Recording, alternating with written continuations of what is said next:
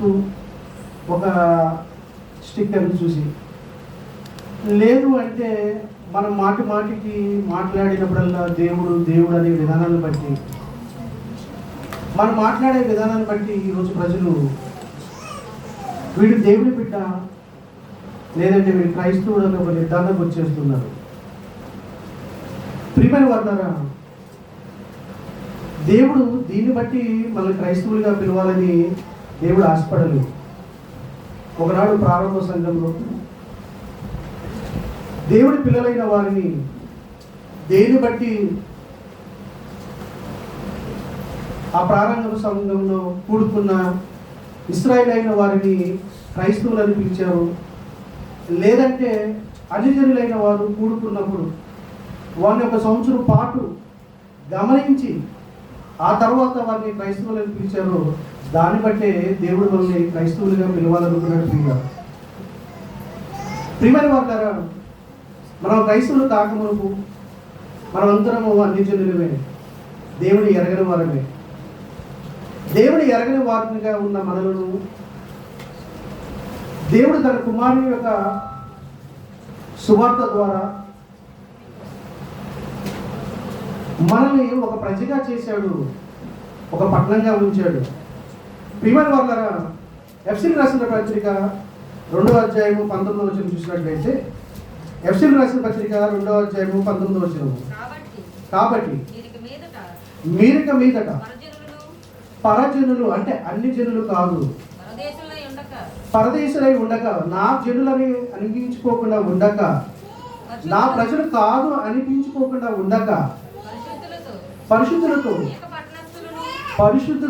ఏకపట్నస్తులు అంటే ఒకటిగా ఉండడం కొరకు మీరందరూ, మనమందరం ఎవరమై ఉన్నామంట? దేవుని ఇంటి వారమై ఉన్నాము. మనమంతా దేవుని ఇల్లు. అంటే దేవుడు కూడా ఇలా అనిపించాలి. ఎలా అనిపించాలి? దేవుడి ప్రజలు అనిపించుకోవాలి. మనమందరము అన్ని జనులుగా ఉన్న మనమందరము దేవుడి ప్రజలు, దేవుడి పిల్లలుగా అనిపించుకోవాలని దేవుడు ఆశించాడండి. దేవుడు కోరుకున్న దేవుడు ఈ మాటని యెషయా ద్వారా ముందుగానే పలికించాడు. ఏమంటున్నాడు? యెషయా గ్రంథము 56వ అధ్యాయము 5వ వచనం చూసినట్లయితే, యెషయా గ్రంథము 56వ అధ్యాయము 5వ వచనం చూసినట్లయితే, నా ఇంటను నా ప్రాకారములోను, నా ఇంటను నా ప్రాకారములో ఒక భాగము వారికి ఇచ్చేదను, కొడుకులు కూతురు అనిపించుకునుడు కంటే ఒక శ్రేష్టమైన పేరు వారికి పెట్టుచున్నాను అన్నాడండి. శ్రేష్టమైన పేరు ఎవరి? నా కొడుకు నా కూతురు అని అనిపించుకునుడు కంటే, ఏ తండ్రికైనా నా కొడుకు నా కూతురు అని అనిపించుకోవాలని ఉంటుంది. కానీ అంతకు మించినది చెప్తానంటున్నాడు, అంతకు మించిన పేరు పెడతానంటున్నాడు. ఆ పేరుతోనే పిలవాలనుకున్నాడండి దేవుడు మన అందరినీ. అందుకనే మన అన్యజనులుగాను లేదా పరజనులుగాను అని పిలవాలనుకోలేదు. ఆయన ఇంటిలోనే మనకు ఒక భాగం ఇచ్చాడు. ఆ భాగం ఇచ్చి మనల్ని తన పిల్లలుగా చేసుకోవాలనుకున్నాడు. మనకు ఒక మంచి పేరు, కొత్త పేరు పెట్టాలనుకున్నాడండి. ఈరోజు ఆ పేరుతోనే మనం అందరూ పిలవబడుతున్నాము. ఒకనాడు దేవుడు ఏదైతే పేరు పెట్టాలనుకున్నాడో ఆ పేరుతోనే మనల్ని పిలుస్తున్నారు. కానీ ప్రియులరా, ఆ పేరుతో పిలుస్తున్న ప్రజలకు కానీ పిలబడుతున్న మనకు కానీ, ఆ పేరుతో పిలుస్తున్న ప్రజలకు కానీ పిలబడుతున్న మనలకు కానీ నిజంగా ప్రజలు మనల్ని ఆ పేరుతో పిలిచే అర్హత మనకు ఉందా లేదో మనం పరిశీలించుకోవాలి. ఏ గుణాన్ని బట్టి మనల్ని ప్రజలు పిలుస్తున్నారు? ఏమండి, ఒక యూనిఫామ్ వేసుకున్న విద్యార్థిని చూసి వీడు కళాశాలకు వెళ్ళేవాడు అని చెప్తారండి. ఒక యూనిఫామ్ వేసుకున్న విద్యార్థిని చూసి వీడు పాఠశాలకు వెళ్ళేవాడని చెప్తారండి. ఒక యూనిఫామ్ వేసుకున్న వ్యక్తిని చూసి ఈయన పోలీస్ అని చెప్తారండి. ఒక యూనిఫామ్ వేసుకున్న వ్యక్తిని చూసి ఈయన ఆర్మీ అండి అంటారండి. అదే యూనిఫామ్ వేసుకున్న వ్యక్తిని చూసి ఈయన సిఆర్పి అండి అంటారండి. అర్థమైందా మీకు? అంటే యూనిఫామ్లో ఉన్న రకాలని బట్టి, ఆయన వేసుకున్న విధానాన్ని బట్టి ఈయన పోలీసా, హోంగార్డా, సిఆర్పియా, లేదంటే జవానా, లేదంటే అందులో ఆఫీసరా అని రకరకాల క్యాడర్లు పెట్టి పిలుస్తున్నారే. మరి ఏం చూసి మనల్ని క్రైస్తవులని పిలుస్తున్నారు వీళ్ళు? అసలు ఏం చూపించి మనల్ని దేవుడు క్రైస్తవులుగా పిలవాలనుకున్నాడు? ప్రజలు మనల్ని ఏం చూసి క్రైస్తవులుగా పిలుస్తున్నారు? ప్రియమైన వారులారా, ఈరోజు సమాజాన్ని మీరు అడగండి, ఏమండి నాలో ఏం చూసి మీరు నన్ను క్రైస్తవులని పిలుస్తున్నారండి, వీళ్ళు అడగండి, మీరు ఏం చెప్తారండి? ఏమని చెప్తారు? పోనీ మీ జీవితంలో మీకు ఎదురైన సందర్భాన్ని ఒకసారి జ్ఞాపకం చేస్తాను. మీరు ఒక తెలియని వ్యక్తితో మాట్లాడుతూ ఉంటారు. మాట్లాడుతున్నప్పుడు వాళ్ళు ఏమంటారు తెలుసా? ఏమంటే మీరు క్రైస్తవులా అంటారు. అన్నారా? ఎందుకు బట్టి అన్నారు? మీరు మాట్లాడే విధానాన్ని బట్టా? లేదండి. ఈరోజు లోకమంది ఒక వ్యక్తితో మాట్లాడేటప్పుడు, ఒక వ్యక్తి పరిచయం అయ్యేటప్పుడు దూరంగా ఉండగానే ఆ వ్యక్తి యొక్క ఆకారాన్ని చూస్తుంది. మనుషులు ఎప్పుడు పై రూపాన్ని చూస్తారు కదా. దేవుడు చెప్పిన మాట, నేను చెప్పిన మాట. మనుషులు ఎప్పుడు పై రూపాన్ని చూస్తారు. మీరు కూడా ఎవరైనా చూడగానే మీరేమనుకుంటారు? వీళ్ళు క్రైస్తవులు అయిన ఉండాలండి అనుకుంటారా? అంటే మనం ఏం చూస్తున్నాము? కేవలం పై రూపాన్నే చూస్తున్నాము. పై రూపాన్ని బట్టి ఈరోజు సమాజం వల్ల క్రైస్తవులుగా పిలుస్తుంది. కానీ దేవుడు కోరుకున్నది పై రూపం కాదు ప్రియులారా. దేవుడు కోరుకున్నది పై రూపం కాదు. దేవుడు ఏదో కోరుకున్నాడు. అది ఏం కోరుకున్నాడో ఈరోజు క్రైస్తవ సమాజానికి తెలియలేదు, కనపరచలేదు. మనకు తెలియలేదు, మనం కనపరచలేదు. తెలియలేదు కనుక కనపరచలేదు. తెలిసిన వారు కూడా కనపరచట్లేదు. కొందరేమో తెలియక కనపరచట్లేదు, కొందరు తెలిసి కూడా కనపరచట్లేదు. అది ఏం కనపరచాలి? ఏం కనపరిస్తే ప్రజలు మనల్ని క్రైస్తవులుగా పిలుస్తారు? అప్పుడు మనం క్రైస్తవుడు అని పిలువబడడానికి అర్హులమా కాదా అర్థమైపోతుంది ప్రియులారా. ప్రియమైన వారులారా, పరాజనులుగా ఉన్న మనలను తన ప్రజలుగా చేసుకుంది దేవుడు. మనమేదో భక్తులమని, నీతిమంతులమని మనం దేవుని విశ్వసించలేదు ప్రియులారా. మనం మారతామని దేవుడు మనకు ఒక అవకాశం ఇచ్చాడు. బాగా గమనించాలి, మనం మారతాము అని దేవుడు అవకాశం ఇచ్చాడు. చాలామంది ప్రజల్లో లేని ఒక గుణం నీలో ఒకటి కనిపించింది దేవునికి. ఆ గుణాన్ని బట్టి, దేవుడిచ్చిన అవకాశాన్ని బట్టి ఈరోజు నువ్వు క్రైస్తవుడిగా మారావు. మారిన నీవు ఒకటి దేవుడికి చూపించాలి, అదేవిధంగా సమాజానికి చూపించాలి. ముందు సమాజానికి చూపించాలి. దేవుడికి నువ్వేంటో తెలుసు, మనమేంటో తెలుసు దేవుడికి. మనం ప్రత్యేకంగా చూపించవలసిన అవసరం లేదు. ఏమండి, మనం ఏదో నీతిమంతులమని, పుణ్యాత్ములమని దేవుడు మనం ఎన్నుకోలేదు.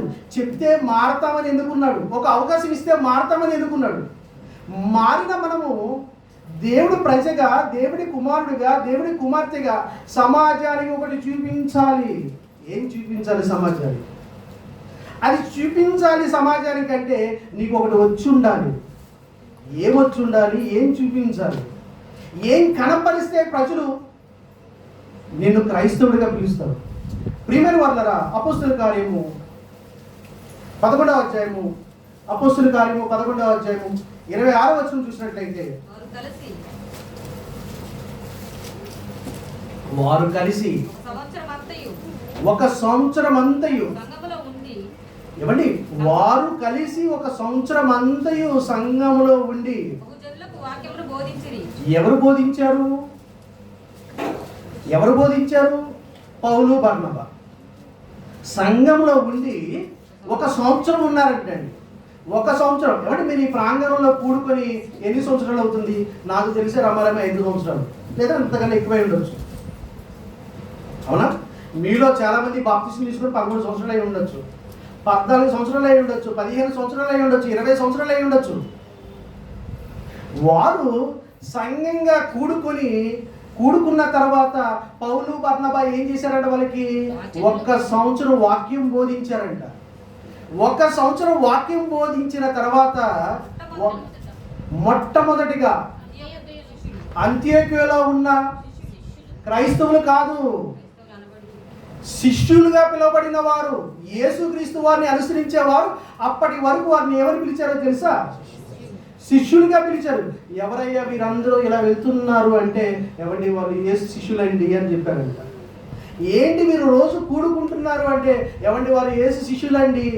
ఏమండి వాళ్ళు పౌలు మాటలు వింటున్న యేసు శిష్యులండి, వాళ్ళు బర్నబా మాట వింటున్న శిష్యులండి, అదిగో యూదులు సిలువేసి చంపిన యేసు యొక్క శిష్యులండి అని చెప్పారంట.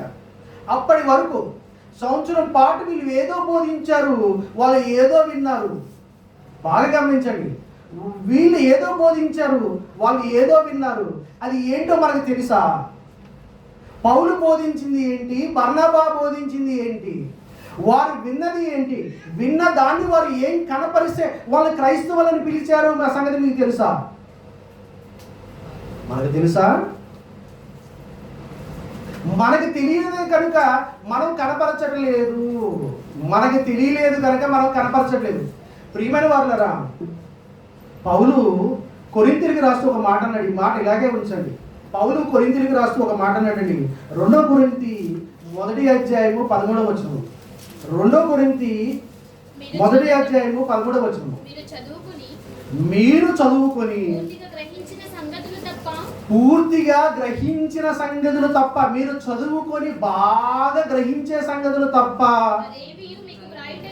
మరి ఏది మీకు రాయట్లేదు. ఏమండి, రాసే పత్రికే చాలా సులభంగా రాస్తున్నానని చెప్తున్నప్పుడు, చదివితే అర్థమయ్యే రీతిలో మీకు రాస్తున్నానని చెప్పినప్పుడు, ఏమండి ముఖాముఖిగా మాట్లాడేటప్పుడు అప్పటికే దేవుడి జ్ఞానం మర్మమైనట్లు ప్రజల్లో ఉన్నప్పుడు, ఎన్నో గూఢమైన సంగతులు నిగుర్తుపరచవలసిన సందర్భంలో ఏమి బోధించి ఉండాలి, అది వారు నేర్చుకున్న తర్వాత ఏది కనపరిచి ఉంటే ఆ కనపరిచిన దాన్ని బట్టి వారిని క్రైస్తవులుగా పిలిచారు. చెప్పండి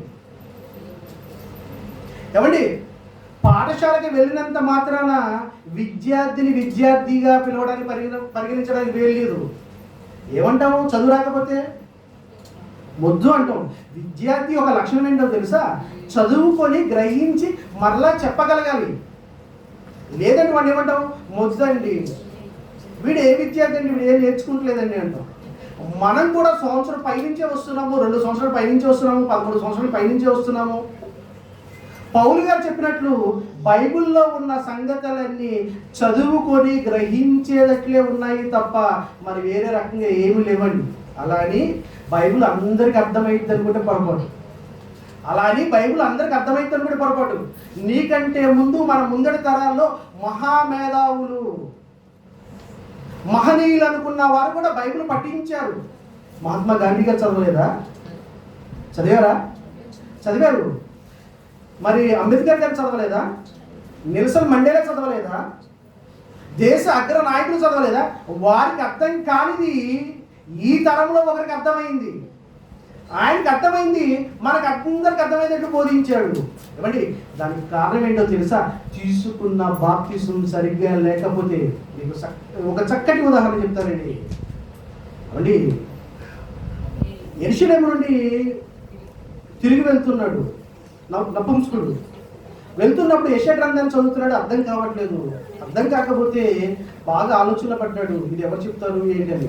అప్పుడే పరిశుద్ధాత్మ చేత మరి పిలుపుని అక్కడ తీసుకురావడం, నువ్వు దాంతో మాట్లాడగానే నువ్వు చదువుతున్నది గ్రహించుచున్నావా అని పిలుపు నపుంసకుడిని అడిగితే, ఎవరు నాకు త్రోవ చూపినాడలా నేను ఎలా గ్రహిస్తానన్నాడు.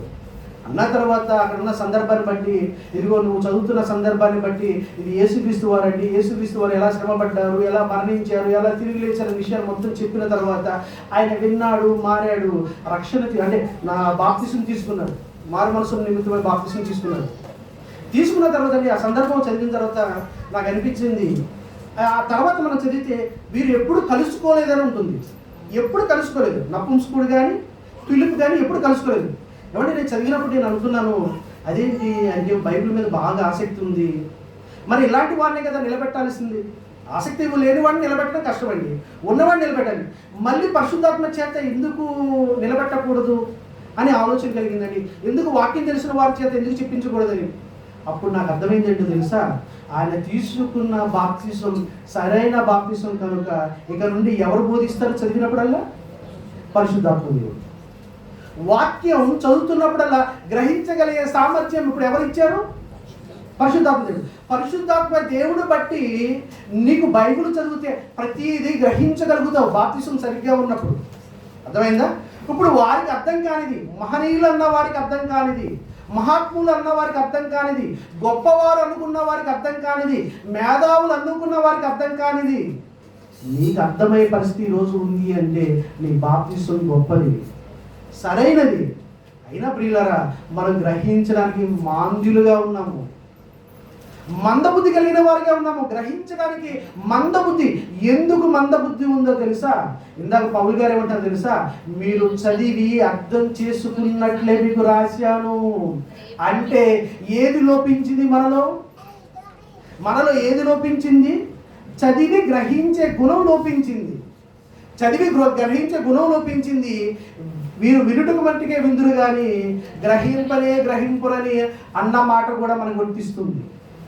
వారు సంవత్సరం పొడుగునంట అండి విన్నారంట. ఎవరి సంవత్సరం పొడుగున విన్నారు. ఏం విన్నారు? వారు ఏం బోధించారు? ఏం విని ఏం బోధిస్తే వారిని క్రైస్తవులుగా పిలిచారన్న దానికి ఈరోజు సమాధానం మన దగ్గర ఉందా? ఉందండి, ఉంది. అది ఉంటేనే ఈరోజు నువ్వైనా నేనైనా మనమైనా క్రైస్తవులుగా పరిగణింపబడతాము. అంతేగాని ఆకారాన్ని బట్టి తెల్లని వస్త్రాలు వేసుకొని మెడలో సిలువ వేసుకొని లేదంటే కనిపించిన వారందరికీ వందనాలు చెప్తే క్రైస్తవుడిగా పరిగణించడానికి వీలు లేదు. యేసుక్రీస్తు వారు కోరుకున్నది, ఆయన ఏమైతే కోరుకున్నాడో, ఆయన కోరుకున్నది దేవుడు కోరుకున్నది. దేవుడు కూడా ఏమన్నాడు? నా ఇంటనొక భాగము మీకు ఇచ్చేదను, మీరు కొడుకులు కూతుర్లు అనుట కంటే శ్రేష్టమైన పేరు మీకు పెడతాను. ఆ పేరు ఎలాంటి పేరో తెలుసా? కొట్టివేయబడని పేరు, అది నిత్యముగా ఉండే పేరు. ఆ పేరును బట్టి నిన్ను పిలవాలి అంటే నీలో దేవుడు కోరుకున్న గుణము, యేసుక్రీస్తు వారు కోరుకున్న గుణము నీలో కనిపించాలి, నీలో ప్రతిబింబించాలి, నీలో వికసించాలి, నీలో పరిమళించాలి. మనలో అది నిరంతరం ఉండాలి. పిల్లల ఏం కోరుకున్నాడండి? ఒకనాడు యూదులకు చెప్పినది, ఒకనాడు ఇశ్రాయేలుకి చెప్పినది, ఒకనాడు తనను అనుసరించిన వారికి యేసుక్రీస్తు వారు చెప్పిన మాట చూడండి. యోహాను రాసిన సువార్త 13వ అధ్యాయం, యోహాను రాసిన సువార్త 13వ అధ్యాయం 34-35 వచనం చూసినట్లయితే, మీరు ఒకరిని ఒకరు ప్రేమింపవలెనని కొత్త ఆజ్ఞ ఇచ్చుచున్నాను. మిమ్మును ప్రేమించినట్లే నేను ఎలాగైతే మిమ్మల్ని ప్రేమించానో. అంటే అందులో ఇస్కరియోతు యూదా లేడా? ఉన్నాడండి. కానీ ఏ రోజు ఇస్కరియోతు యూదా గురించి పక్క వారికి యేసుక్రీస్తు వారు చెప్పలేదు. ఇప్పుడు చెప్పాడు. ఆయన అప్పగింపబో రాత్రే చెప్పాడు. మీలో ఒకరిని అప్పగిస్తాడని, కానీ వీడే అప్పగిస్తాడని చెప్పలేదు. ఇస్కరియోతుని ప్రేమించాడు, యోహాన్ని ప్రేమించాడు, పేతురుని ప్రేమించాడు. ఎంతమంది అయితే యేసుక్రీస్తు వారిని అనుసరిస్తున్నారో, ఆయన మాటలు విని మారాలనుకున్నారో, మారిన వారు అందరినీ యేసుక్రీస్తు వారు ప్రేమించారు. నేను మిమ్మల్ని ప్రేమించిన ప్రకారంగా మీరు ఒకరిని ఒకరు ప్రేమించాలి. మీరు ఒకరిని ఎడల ప్రేమ గలవారై ఉంటే, నేను మధు గారి పక్షాన, మధు గారు నా పక్షాన, మేమందరం మీ పక్షాన, మీరు మా పక్షాన ఒకరి ఒకరు ప్రేమ కలిగి ఉండటం వలన దీన్ని బట్టి మీరు నా శిష్యులని అందరూ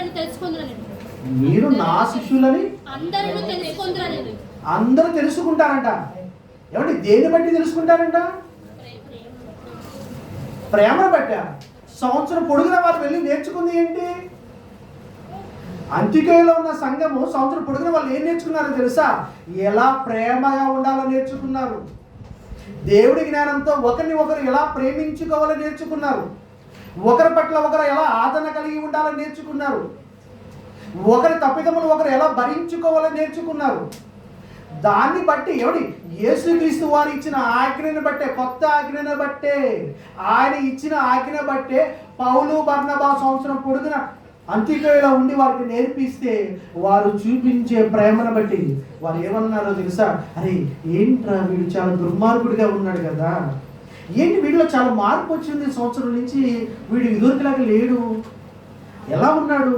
చాలా సాత్వికంగా ఉన్నాడు, చాలా మంచివాడిగా ఉన్నాడు, చాలా ప్రేమ కలిగి ఉన్నాడు, జాలి కలిగి ఉన్నాడు. ఇదివరకు ఫోన్ చేసి అరే మామ కలవట్లేదేంటని అడిగేవాడు.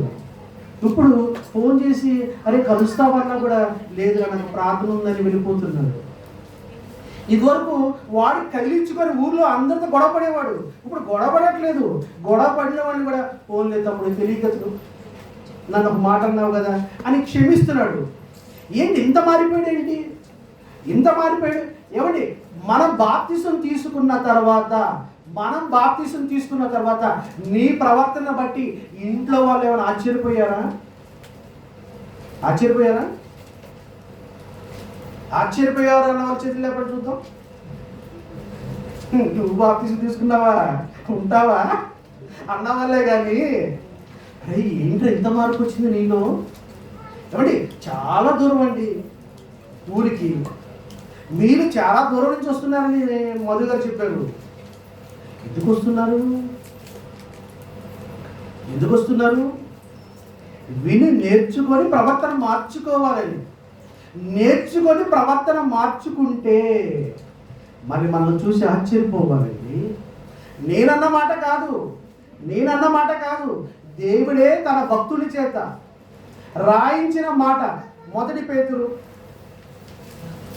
4వ అధ్యాయము 4వ వచనం చూసినట్లయితే, 1 పేతురు 4వ అధ్యాయము 4వ వచనం చూసినట్లయితే, అపరిమితమైన దుర్వ్యాపారమందు తమతో కూడా మీరు పరిగెత్తకపోయినందున. ఏమండి అపరిమితమందు అంటే అపరిమితమందు దుర్వ్యాపారమందు తమతో కూడా పరిగెత్తకపోయినందున. ఏమండి పరిగెత్తకపోవటం వల్ల, పరిగెత్తకపోవటం అంటే రోజు గుడికి వచ్చేవాడు నువ్వు రాలేదనుకో, ఎందుకు రాలేదని అడుగుతారు. రోజు 12 అవ్వగానే అన్నం తినేవాడు అన్నం తినలేదనుకోండి, ఎందుకు తినలేదని ఆలోచన వస్తుంది. అవునా? ఎప్పుడు చేసే పని చేయలేదనుకో, ఎందుకు చేయలేదని ఆలోచన వస్తుంది. ఎప్పుడు చేసేవారు పని చేయకపోతే ఎందుకు చేయలేదని ఆలోచన వస్తుంది. ఇక్కడ వీళ్ళు ఏమంటున్నారంట, అపరిమితమైన మీ దుర్వ్యాపారమందు, ఆ దుర్వ్యాపారమందు తమతో కూడా. అంటే ఒకనాడు పరిగెత్తారు, ఇప్పుడు పరిగెత్తట్లేదు. అదే ఉద్దేశం. ఒకనాడు పరిగెత్తారు, దేని పరిగెత్తారు? సినిమా కంటే సినిమాకి, పక్కింటి వాళ్ళ మీద గొడవ కంటే గొడవకి, ఏది చేద్దామంటే అది చేసావు. అవునా? ఇదివరకు వారితో ప్రతి విషయంలో సమ్మతించిన నీవు, ప్రతి దాంట్లో ఏకీభవించిన నీవు, సంవత్సరం పొడిగిన వారు గుడికి వెళ్ళి ఏం చేశారంట? అంత్యోక్యలో ఉన్నవారు ఏం చేశారు? మారిపోయారండి, మారిపోయారు. ఆ మార్పు కనిపించింది వాళ్ళకి. ఎవరికి? అంత్యోక్యలో ఉన్న మిగిలిన ఇశ్రాయేలు కనిపించింది, అన్ని జనులు కనిపించింది. ఏంట్రా వీడు, ఇదివరకు మనం ఏదంటే అది అనేవాడు, ఒక ఆకు ఎక్కువే చదివినట్టుండేవాడు ప్రతి దాంట్లో. అసలు వీడు ఉంటే 10 మందిని కొట్టేయచ్చు అన్నట్లు వెళ్ళేవాళ్ళు మనము. అలాంటిది వీడేమంటున్నాడు? వీడిని కొట్టడానికి వచ్చినా కూడా నా సహోదరుడా అంటున్నాడు. పైపెచ్చి వీడు ఏమంటాడు తెలుసా? ఏదో తెలియక ఏదో మాట అన్నావులే, నిన్ను క్షమించాను పో అంటున్నాడు. ఇదివరకు దారిపోయే కుక్కని కదిలించినట్టు కదిలించేవాడు నన్ను ఊరినే. కానీ వీళ్ళు అదేం లేదు, ఇప్పుడు మొత్తం మారిపోయింది. సాత్వికంగా ఉన్నాడు. ఏంటి వీడి సాత్వికం అని వారు పరిశీలించారు. ఎవరు? అంత్యోక్యలో ఉన్నవారు పరిశీలించారు. ఏంటయ్యా ఈ శిష్యులందరూ ప్రతిరోజు కూడుకుంటున్నారు, ఒకప్పుడు వీళ్ళందరూ ఎలాంటి వారో తెలుసా? మనలాంటి త్రాగుబోతులు, మనలాంటి తిరిగిబోతులు, మనలాంటి అవధికులు, ప్రతి విషయంలో సంబంధించిన వారే. కానీ వీరిలో ప్రత్యేకమైన గుణం కనబడుతుంది, మార్పు స్పష్టంగా కనబడుతుంది. ఏం కనబడుతుంది? మార్పు స్పష్టంగా కనబడుతుంది. అపరిమితమైన దుర్వ్యాపారాల ముందు ఒకనాడు పాలు భాగస్తులైన వీరందరూ వద్దురా, తప్పురా, పాడైపోతాంరా, నరకానికి వెళ్ళిపోతాంరా, మీరు చేయకండి, మేము చేయమని ఆగిపోతున్నారంట. అలా పరిగెత్తకపోవడాన్ని చూసి వాళ్ళు ఏమయ్యారో తెలుసా? ఆశ్చర్యపోయి చూస్తున్నారంట. ఏంటి వీళ్ళు అని ఆశ్చర్యపోయి చూస్తున్నారంట. మళ్ళా అరే వీటి నిర్ణయ కదా పక్కోడు నీకు అమ్మ నా బుద్ధులు తిట్టింది, నిన్నగా తిట్టింది, చూసావా వీడి గుడికి బైబిల్ పట్టుకుని పోతున్నాడు. అవునా? అత్తకి కారం వేసి పెట్టింది, గుడికి వెళ్ళిపోతుంది. అత్త ఏమంటుంది మనసు మీద? ఏం గోడల, ఏం భక్తి ఏది అనుకుంటుందా లేదా? ఆ అమ్మ అనారోగ్యాన్ని ఉంటే ఈవిడంట ఏమంటుంది? ఏదో కార్యక్రమాలు చేయడానికి కండ వేసుకొని వెళ్ళిపోతుందంట. ఏ కార్యక్రమాలు చేయడానికి? ఎక్కడికి వెళ్తున్నాము అంటే, యేసుక్రీస్తు వారు ఉన్నారు, నేను రోగినై ఉంటే చూడవచ్చుటివి అన్నాడు. నేను మంచి గొర్రెని కనుక నేను చూడవచ్చడానికి హాస్పిటల్కి వెళ్తున్నాను. మరి నా పరిస్థితి ఏంటి? ఇంట్లో ఉన్న వాళ్ళ పరిస్థితి ఏంటి? భర్త పరిస్థితి ఏంటి? చుట్టాల పరిస్థితి ఏంటి? సంఘంలో ఉన్న పరిస్థితి ఏంటి? యెహోవా ఈరే, దేవుడే చూసుకుంటాడు. నేను లోకానికి కనిపించాలి, లోకం నన్ను చూడాలి. ఇందుకే వెళ్తున్నారా లోకంలోకి? ఏమంటే 10 మందికి కనిపించాలని నువ్వు ఉండకు, దేవుడు చూడాలన్నట్లు ఉండు నువ్వు. అర్థమైందా? ఎవరు చూడాలని? దేవుడు చూడాలన్నట్టు ప్రవర్తించాలి. ఏమంటే అన్ని జనులందరూ చూశారంటే, అంత్యోక్యంలో ఉన్న వారిని చూశారు. చూసి వీళ్ళు ఏమన్నారు తెలుసా? అరే వీళ్ళు క్రైస్తవులు రా, శిష్యులు అనుకోండి. ఎందుకు? ప్రతి ఒక్కరిలో ఎవరు కనబడుతున్నారు తెలుసా? క్రీస్తు కనిపిస్తున్నాడు.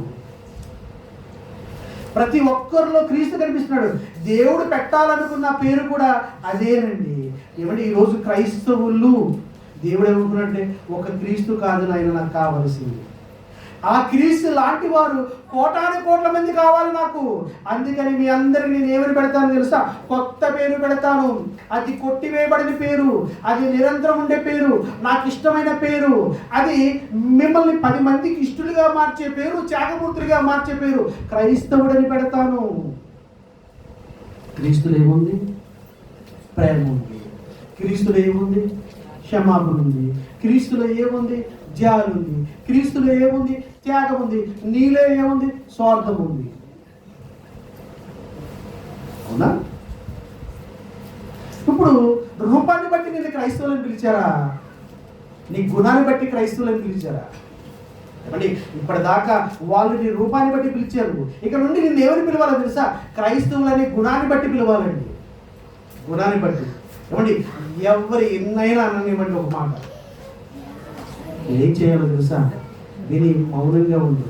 ఏమండి యేసుక్రీస్తు వారు ఎలా ఉన్నారంటే, యేసుక్రీస్తు వారు సిలువ వేయడానికి అధికారం కలిగిన పిలాతు ముందు ఎలా ఉన్నాడు? ఒక గొర్రె బొచ్చు కత్తిరించి వాడి ముందు ఎలా మౌనంగా ఉందో అలాగే మౌనంగా ఉన్నాడు. యేసుక్రీస్తు వారి కోపం లేదా? లేదండి. ఎందుకు? కోపడితే నువ్వు కోపడతావు. ఆయన లోకానికి కోపాన్ని పరిచయం చేయడానికి రాలేదు, దేవుని యొక్క ప్రేమ పరిచయం చేయాలి. నీ కొరకు తండ్రి ఎంతగా తప్పించిపోతున్నాడో ఆయన ప్రేమను పరిచయం చేయడానికి రావాలి. ఈయన ఎంత తప్పించిపోతున్నాడు, యేసుక్రీస్తు వారు ఎంత తప్పించిపోతున్నారు నీ కొరకని ఆ ప్రేమను పరిచయం చేయడానికి రమ్మన్నాడు. నేను మిమ్మల్ని ప్రేమించిన ప్రకారంగా మీరు ఒకరిని ఒకరు ప్రేమించుడి అన్నాడు. ఏమంటే ఇది ముందు ఎవరు చెప్పిన మాట తెలుసా? సంఘములో ఉన్న వారికి చెప్పిన మాట. సంఘంలో ఉన్న సహోదరులు ఎవరు బాధలో ఉన్నా ముందు సాయం చేయండి, వారి కొరకు నిలబడండి, వారి కొరకు కష్టపడండి.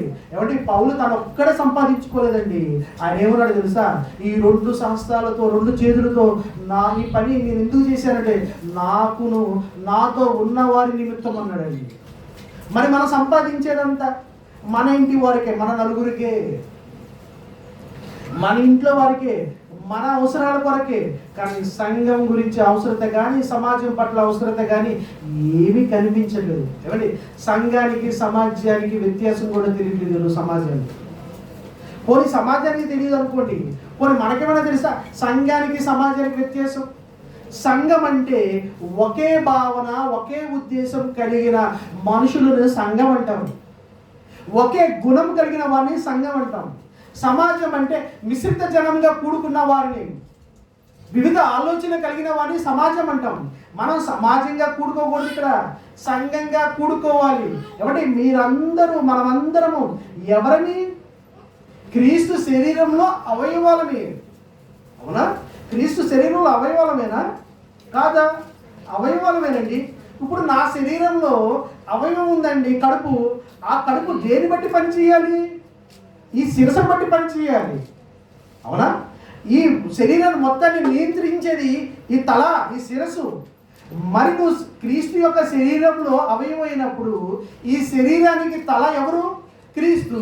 ఇప్పుడు నీలో ఏది పని చెయ్యాలన్నా, ఏదైనా కార్యం జరగాలన్నా, లేదంటే ఏది జరిగించాలన్నా ఎవరిని బట్టి జరిగించాలి చెప్పండి? క్రీస్తుని బట్టి, అంటే వాక్యాన్ని బట్టి జరిగించాలి. వాక్యాన్ని బట్టి జరిగించాలి. మరి యేసుక్రీస్తు వారు ఏం చెప్పారు? నేను మిమ్మల్ని ప్రేమించిన ప్రకారంగా మీరు ఒకరిని ఒకరు ప్రేమించుడి. అంటే ఆ ప్రేమ ఎలాంటిదో తెలుసా? ఒకరు తప్పులు ఎత్తు చూపించేది కాదండి, ఒకరు దోషిగా నిలబెట్టేది కాదండి, ఒకరిని మరణానికి అప్పగించేది కాదండి. ఆ ప్రేమ అగ్నిలో నుండి కొందరు ఆయన లాగినట్లు అంటున్నాడే. ఏమండి అగ్నిలో చెయ్యి పెట్టాలంటే సాహసం కాదండి కావాల్సింది. కావలసింది సాహసం కాదు. ఏం కావాలో తెలుసా? మొట్టమొదటిగా ప్రేమ కావాలి, ఆ తర్వాత బాధ్యత కావాలి. ఏమంటే ఇల్లు తగలబడిపోతుంది, ఇల్లు తగలబడిపోతుంది. ఇల్లు తగలబడిపోతున్నప్పుడు మంటలకి వెళ్ళి రక్షించాలని ముందు ఎవరు ప్రయత్నం చేస్తారు తెలుసా? ఇంటి వారు ప్రయత్నం చేస్తారు. ఎవరు ప్రయత్నం చేస్తారు? ఇంటి వారు. ఎందుకు? లోపల భార్య ఉంది, లోపల అమ్మ ఉంది, లోపల నాన్న ఉన్నాడు, లోపల కుటుంబ సభ్యులు ఉన్నారు. వాళ్ళని రక్షించాలనే ప్రేమ, వాళ్ళని రక్షించే బాధ్యత నా మీద ఉంది. ఈరోజు సమాజం పట్ల మనకు కూడా ప్రేమ ఉండాలి, సంఘం పట్ల కూడా ప్రేమ ఉండాలి. కాబట్టి సమాజం పట్ల ప్రేమ కన్నా ముందు నువ్వు కనపరచవలసింది ఏంటో తెలుసా? ప్రేమ. నాడు యేసుక్రీస్తు వారు చెప్పింది, మీరు ఒకరినొకరు ప్రేమించుకోరని చెప్పింది. మొట్టమొదటిగా చెప్పినది ఎవరికో తెలుసా? యూదులకి. ఆ యూదులకి చెప్పిన మాటే ఈరోజు మీకు కూడా చెప్తున్నాను, నా శిష్యులైన వారందరికీ చెప్తున్నాను. ప్రేమించుకోండి. ఆ ప్రేమ ఎలా ఉండాలి అంటే, కొలసీలకు రాసిన పత్రిక 3వ అధ్యాయము 12 నుండి 16 వచనం చూద్దామండి. కొలసీలకు రాసిన పత్రిక 3వ అధ్యాయము 12 నుండి 16 వచనం చూసినట్లయితే, కాగా దేవుని చేత ఏర్పరచబడిన వారము, దేవుని చేత ఏర్పరచబడిన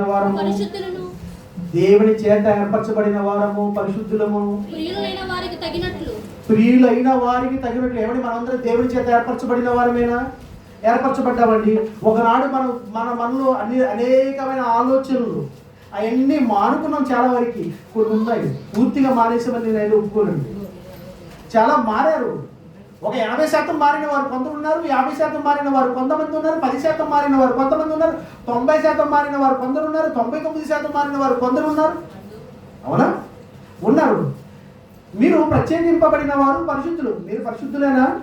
క్రీస్తు రక్తంలో కడగబడిన ప్రతి ఒక్కరు పరిశుద్ధులే. పరిశుద్ధులను ఏమండి? మీరు పరిశుద్ధులు కదా, ప్రత్యేకింపబడిన వారు కదా, దేవునికి ఇష్టలైన వారు కదా. ప్రియులైన వారికి తగినట్లు, ప్రియులైన వారికి తగినట్లు, ప్రియులైన వారికి తగినట్లు. దేవుని ప్రజలంటే మీలో కొన్ని గుణాలు ఉండాలని చెప్తున్నాడు. ప్రియులైన వారికి తగినట్లు ఏముండాలి? మీకు జాలి కలిగిన మనసు. జాలి కలిగిన మనసా? జాలి కలిగిన మనసు అంటే మరి జాలి కలిగిన మనసు. ఎవరైనా కష్టాల్లో ఉంటే అయ్యో వారికి నేను ఏమైనా చెయ్యాలి అనే మనసు అంటే. చెయ్యాలని కేవలం మనసు మాత్రమే కాదు, మనసు మాత్రమే కాదు, ఆ జాలిలో సాయం చేయాలనే గుణం. జాలి కలిగిన మనసు, దయాలత్వం. ఎవరు ఎన్ని తప్పులు చేసినా క్షమించే గుణం. ఏమండి? మనలో ఒక గుణం ఉందండి, అది ఉందో లేదో మీకే తెలుసు. ఏ గుణం ఉంది? ఉదాహరణకి మధు గారు నా పట్ల ఏ తప్పు చేయలేదండి, ఏ తప్పు చేయలేదు. నేను మధు గారి పట్ల ఏ తప్పు చేయలేదు. కానీ ఒక ఉదాహరణ చెప్తున్నాను. ఇప్పుడు మధు గారు ఏదో చేశారు అని నేను మీకు చెప్తాను. మధు గారు ఏదో చేశారని నేను చెప్తాను. ఏమండి? అది జాలి కలిగిన మనసా? అది దయాలత్వమా? దయాలత్వమా? ఏమండి? దయాలత్వం అంటే నీ పట్ల తప్పు చేసిన వాడికి క్షమించడం ఒకటే దయాలత్వం అనుకుంటే పొరపాటు. ఎవరైనా తప్పిదంలో పడితే వారి తప్పిదంలో పడిన వారిని రక్షించేటట్లు ప్రయత్నం చేయడం కూడా దయాలత్వమే. అది దయాలత్వం. కానీ ఈరోజు మనం దయాలత్వం అంటే కేవలం నా పట్ల తప్పిదం చేసిన వాడిని క్షమించడము. ఏమండి? మనిషి ఉన్న తర్వాత ఒక్కొక్కరు ఒక్కొక్క విషయాల్లో బలహీనతగా ఉంటారండి. ఒకరు డబ్బుల పట్ల బలహీనత, ఒకరు ఏదో విషయంలో బలహీనత. ఆ బలహీనతలో నువ్వు బలవంతుడిపై ఉండొచ్చు. నాకు డబ్బు అంటే పిచ్చండి, ఆ విషయంలో నేను బలహీనుడి. నువ్వు ఆ విషయంలో బలవంతుడి. నువ్వు ఏ డబ్బా తీసుకో అని ఇచ్చేస్తున్నావు పనులకి, దేవుడి పనులకి. నా దగ్గర 1 కోటి రూపాయలు ఉన్నా 10 రూపాయలు ఇవ్వడానికి వెనకడతారు. అప్పుడు మధు గారు వచ్చి అన్నయ్య దగ్గర చాలా డబ్బులు ఉంటాయి కదండి, ఒక్కడికి రూపాయి ఇవ్వడండి అన్నాడు అనుకోండి. అది దయాలత్వమా? దయాలత్వం అంటే నువ్వు అనుకున్నది నేను అనుకున్న దయాలత్వంతో పాటు ఇది దయాలత్వం. దయాలత్వం అంటే ఒకరిని చూసి కరుణించే గుణం. పోనీలే అన్న క్రమం తప్పకుండా సంఘానికి వస్తున్నాడు, వాక్యాన్ని బాగా ఆసక్తితో వింటున్నాడు, చాలా విషయాల్లో మెరుగ్గా ఉంటున్నాడు, ఈ ఒక్క విషయంలోనే కదా పోనీలే. దయాలత్వం అంటే పోనీలేనే గుణం. అవునా? దయ చూపించడం అది ఉందా మనకి? మన పట్ల అన్యాయం చేయని వాడు ఏదన్నా తప్పు చేశాడని తెలిస్తే ఫోన్ చేసి సంగతి అన్నయ్య నీకు తెలుసా? ఏం తెలియాలి నీకు? ఏం తెలియాలి? మనం చదువుకున్నటకు గ్రహించేవే తప్ప మరి ఏది పౌలు గారు రాయలేదని ఫోన్ చేసి చెప్తావా? అవునా?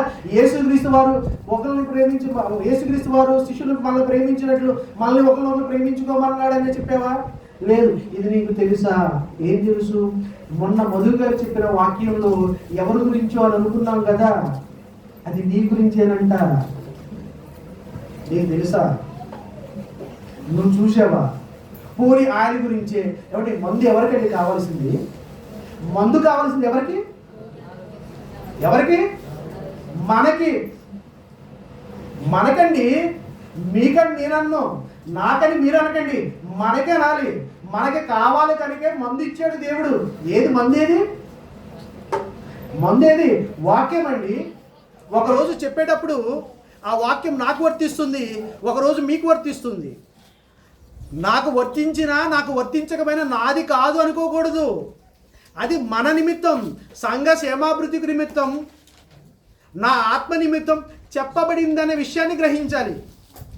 ఏమంటే మీలో కొంతమంది లైవ్ చూస్తున్నప్పుడు జైశాల్ గారు ఎవరినో తిడుతూ ఉంటున్నట్టు కనబడుతుంది, లేదా గద్దిస్తున్నట్టు కనబడుతుంది. అప్పుడు నువ్వేమనుకోవాలి? భలే భలే అనుకుంటావా? కాదు, నేను అక్కడ లేను కనుక నా గురించి ఆయనకి తెలియలేదు అనుకోవాలి. అవునా? ఇప్పుడు సంఘంలో ఎవరి గురించో మంచి చేయాలనే ఉద్దేశంతో చెప్పారండి, చెప్పారు. నా నిమిత్తం అని నువ్వెందుకు అనుకోవు. ఎందుకు అంటే దయలేదు కనుక. నీలో ఏముంది? మీలో ఒకడు దొంగ అని చెప్పాలనుకుంటున్నావు. అంటే ఒకడు దొంగ అని చెప్పాలనుకుంటున్నావు అంటే నువ్వు ఏం సర్టిఫై చేసుకుంటున్నావు? మంచివాడిని సర్టిఫై చేసుకుంటావు. నువ్వు మంచివాడు అని సర్టిఫై చేసుకుంటున్నావు అంటే నీలో ప్రేమ లేదు, నీలో జాలి లేదు, నీలో దయాలత్వం లేదు. కానీ దేవుడు ఏమంటున్నాడు? జాలి కలిగిన మనసు, దయాలత్వము, వినయమా. ఏమండి? వినయమా. ఈ మాట మనకు వర్తిస్తుందా? కేవలం సంఘంలోనే వినయమా? కేవలం సంఘంలోనే వినయం జీవించాలా? సమాజంలో కూడా జీవించాలా వినయం?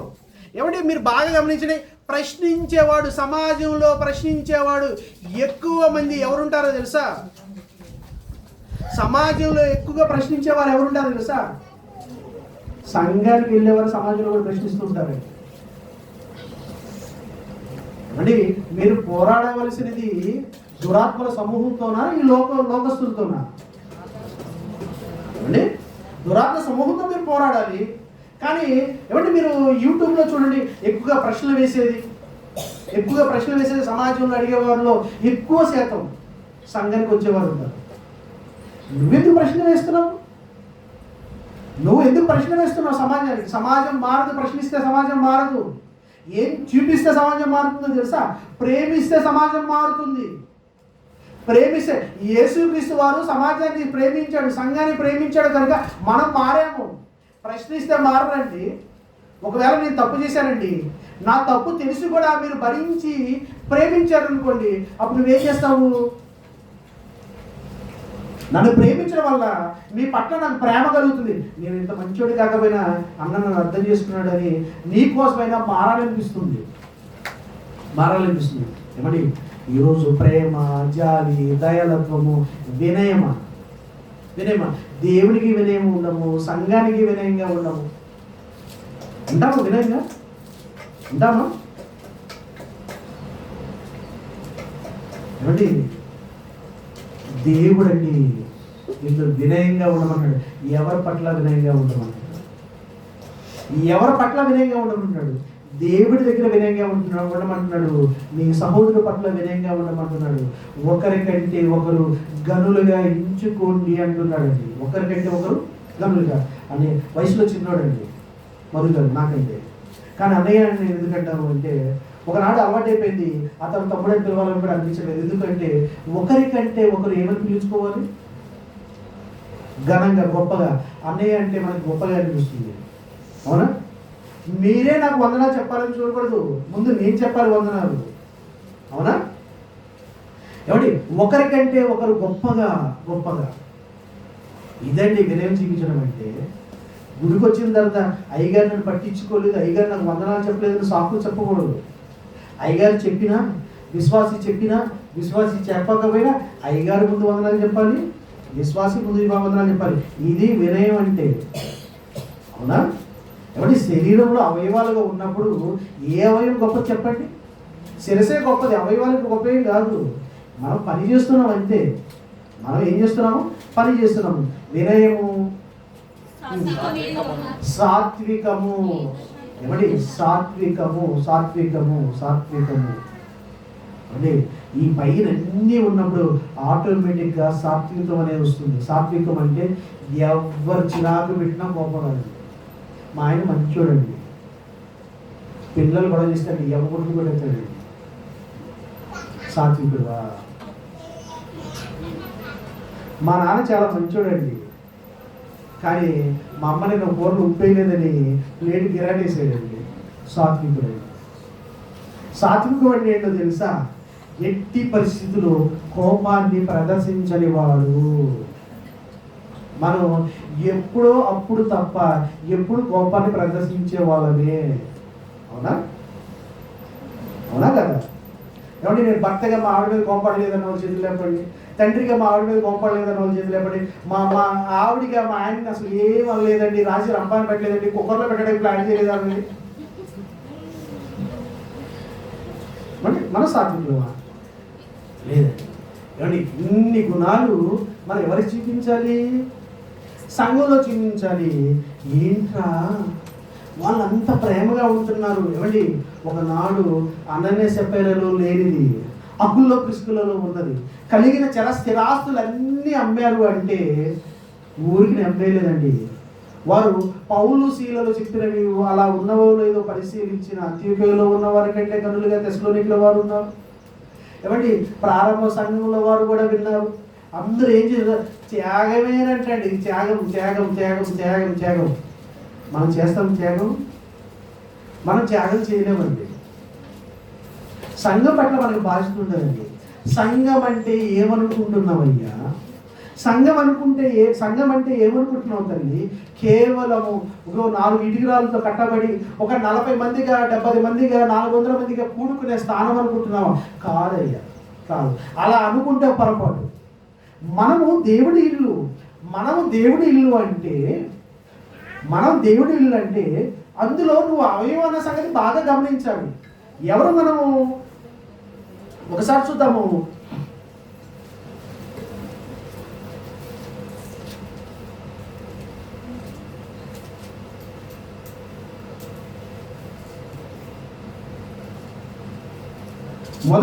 కొలసీయులకు రాసిన పత్రిక మొదటి అధ్యాయము 18వ వచనం చూద్దామండి. సంఘము అనే శరీరముకు మనకి అర్థం కావట్లేదండి. సంఘము అంటే 40 మంది కూడుకుంటున్నాం కదా, మనమే సంఘం అండి అనుకుంటున్నాము. సంఘమే కాదనట్లేదు. సంఘము అంటే మనం ఎవరమో తెలుసా? క్రీస్తు యొక్క శరీరంలో మనం అవయవాలమండి. క్రీస్తు యొక్క శరీరంలో మనమంతా ఏంటి? అవయవాలము. సంఘం అనే శరీరము, ఆయనే శిరస్సు. శిరస్సు ఎవరికి ప్రాముఖ్యం కలగాలి? ఎవరికి ప్రాముఖ్యత కలగాలి?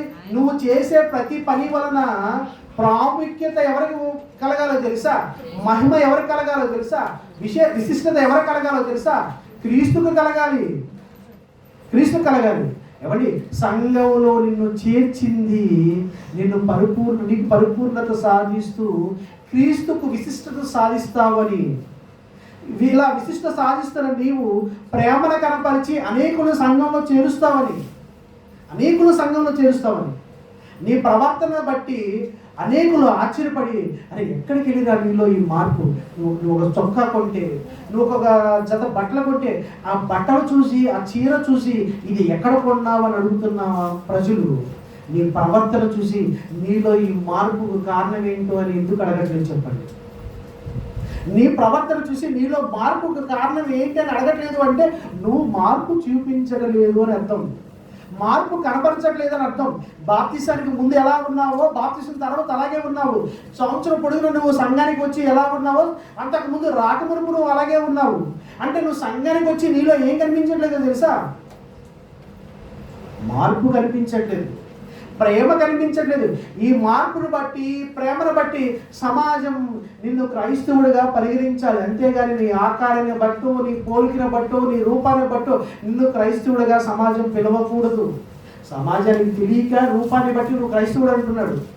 సమాజంలో ఉన్న వారికి తెలియక నువ్వు బైబిల్ పట్టుకొని వెళ్తుంటే నువ్వు క్రైస్తవుడు అంటున్నాడు. కానీ సమాజానికి తెలియవలసిన విషయం ఏంటో తెలుసా? నువ్వు చూపించవలసిన క్రీస్తు ప్రేమను బట్టి, ఒకరి పట్ల ఒకరికి ఉన్న ప్రేమను బట్టి. అంటే ప్రేమ అన్నిటిని ఏం చేస్తుందంట? తాగుతుందండి, కప్పుతుంది. ఈ ప్రేమ అన్నిటినీ ఓర్చుకుంటుంది. ఎంతగా ఓర్చుకుంటుందో తెలుసా? నువ్వు చెయ్యాలనుకున్న పనిని కూడా చెయ్యకుండా ఆపుతుంది. ఉదాహరణకి సంఘం అంటే అండి, ఇందులో మనలో ధనికులు ఉన్నారు, పేదవారు ఉన్నారు. అవునా? ధనికులు ఉన్నారు, పేదవారు ఉన్నారు. నీకు ఉన్నదాన్ని ధరింపజేసుకొని, అంటే నువ్వు బట్టలు మంచి బట్టలు వేసుకొని వచ్చి సంఘంలో కూర్చొని 10 మంది కనిపించినప్పుడు కూర్చున్నవాడు ఏమనుకుంటాడు? అయ్యో నాకు ఇలాంటి బట్టలు లేవే, నేను బాగా కష్టపడాలి, నేను కూడా డబ్బు సంపాదించాలని ఏమైపోతుందో తెలుసా? డబ్బెనక పరిగెడతారండి, డబ్బెనక పరిగెడుతూ ఉంటారు. అలా పరిగెత్తకుండా ఉండాలి అంటే నువ్వు కూడా నీ సహోదరుడు తగినట్లు సంఘంలో నువ్వు ఎలా ఉండాలో తెలుసా? సాదా సీదా బ్రతుకే కనపరచాలి. సంఘంలో కనపరచాలి, సమాజంలో కనపరచాలి. అలా కనపరిచే పరిస్థితి మనకుందా? ఒకరి కొరకు నేను ఈ బట్టలే వేసుకురాలేదండి, మంచి బట్టలు వేసుకురాలేదన్న వాళ్ళు ఉన్నామా? ఉండమండి. బీరువాలో ఉన్న బట్టలు మాత్రమే వేసుకొస్తాం సంఘానికి. ఎందుకు? నన్ను 10 మంది అడగాలి ఎక్కడ కొన్నామని. అప్పుడు నువ్వు ఏం చెప్తావు తెలుసా? చందన బ్రదర్స్కి వెళ్ళి కొనుక్కొచ్చానని చెప్పాలి. ఎంత చేయాలంటే 20,000. మొన్న జరిగిన మీటింగ్ ఎంత ఇచ్చావు? 2,000 ఇచ్చావు. అప్పుడు ఇప్పుడు 20,000 మీటింగ్ ఇచ్చిన వాడు ఏమనుకోవాలి? నేను కూడా 2,000 ఇచ్చి 18,000 దాచుకొని 2,000 వేసి 20,000 పెట్టి చీర కొనుక్కోవాలనుకోవాలి. అంతే కదా? అప్పుడు సంఘం ఎలా వృద్ధి కలుగుతుంది చెప్పండి.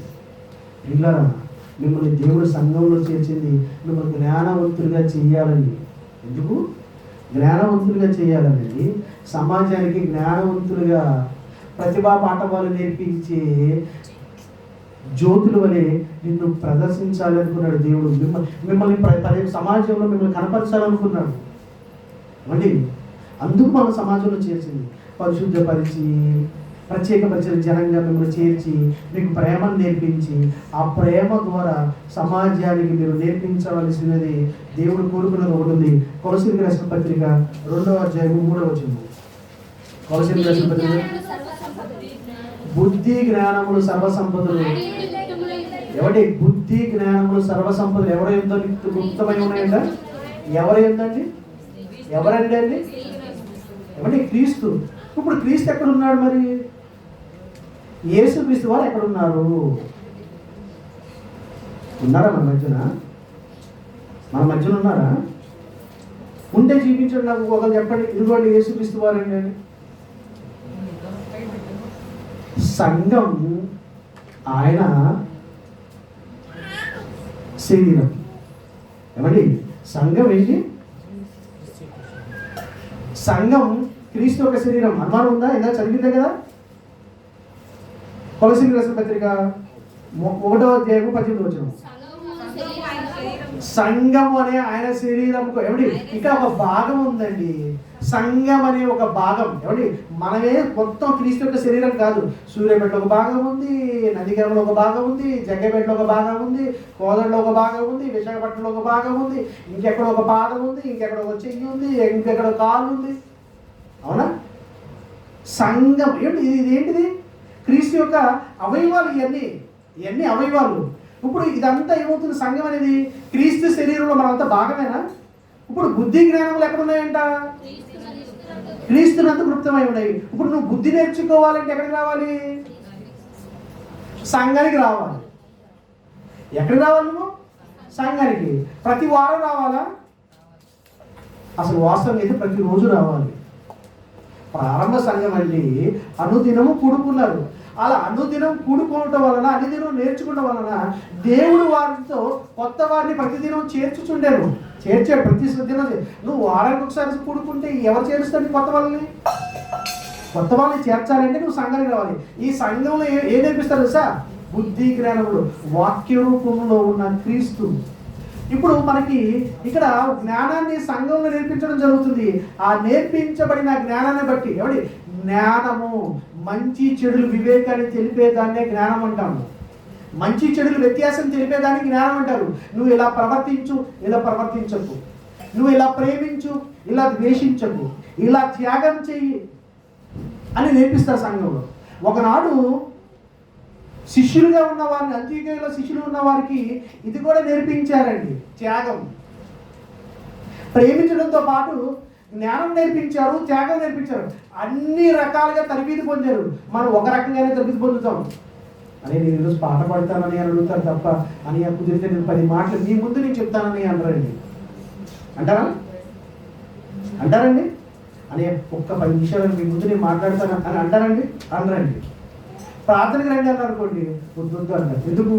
ప్రార్థన యోధులు వేరే వాళ్ళు ఉంటారు, అవునా? మనం ప్రార్థించాం, నేను పాట పాడతాను, ఒకరు ప్రార్థిస్తారు. అన్ని విషయాల్లో ఎందుకు మనం ఏమండి కేవలం ప్రేమ మాత్రమే నేర్పించలేదు, ఇక్కడ జ్ఞానాన్ని కూడా నేర్పించారు సంఘంలో, త్యాగం నేర్పించారు, దయాలత్వం నేర్పించారు. ఏమండి ఏది మనిషికి అవసరమో ప్రతిదీ సంఘంగా కూడుకున్నప్పుడు వాక్యం ద్వారా దేవుడు నేర్పిస్తున్నాడు. నేర్చుకున్న ప్రజలు సమాజంలోకి వెళ్ళి తాము నేర్చుకున్నది ఏంటో ప్రదర్శించడం వలన దాన్ని చూసి క్రైస్తవులుగా పిలిచారు తప్ప ఆకారాన్ని బట్టి రూపాన్ని బట్టి పిలవలేదు, ప్రవర్తన బట్టే పిలిచారు. ఇప్పుడు నువ్వు టైం పెట్టుకో, ఈ టైంలో నా ప్రవర్తన బట్టి మా ఆయన ఆశ్చర్యపోవాలి, నా ఇంట్లో ఉన్న పిల్లలు ఆశ్చర్యపోవాలి, నా ఇంటి పక్క వారు ఆశ్చర్యపోవాలి, నా బంధువులు ఆశ్చర్యపోవాలి, నాలో సత్వికం. అప్పుడు ఎవరు అడుగుతారు తెలుసా?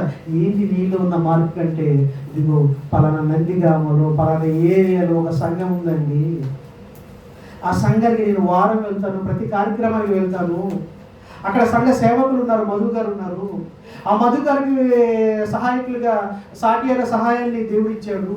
వీరిరువురు ఎంతో కష్టపడ్డారండి, వీరు ఎంతో త్యాగం చేశారండి. వీరు చెప్పిన మాటలను బట్టి, అది వారి మాటలు కాదు సుమా, దేవుడి మాటలు బట్టి, వారి నోట నుండి వచ్చిన దేవుడి మాటలు బట్టి మేము విన్నాము, మేము మారాము, మా మార్పుకి ఇది కారణం అని చెప్పాలి. చెప్తామా?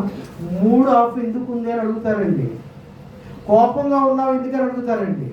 అంటే ప్రేమగా ఉన్నామని ఎందుకున్నామని ఎవరైనా అడిగారా? ఎందుకు అడగరు?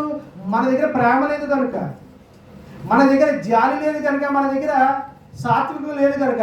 ఉంటే అడిగేవాళ్ళండి, ఉంటే చెప్పేవాళ్ళు.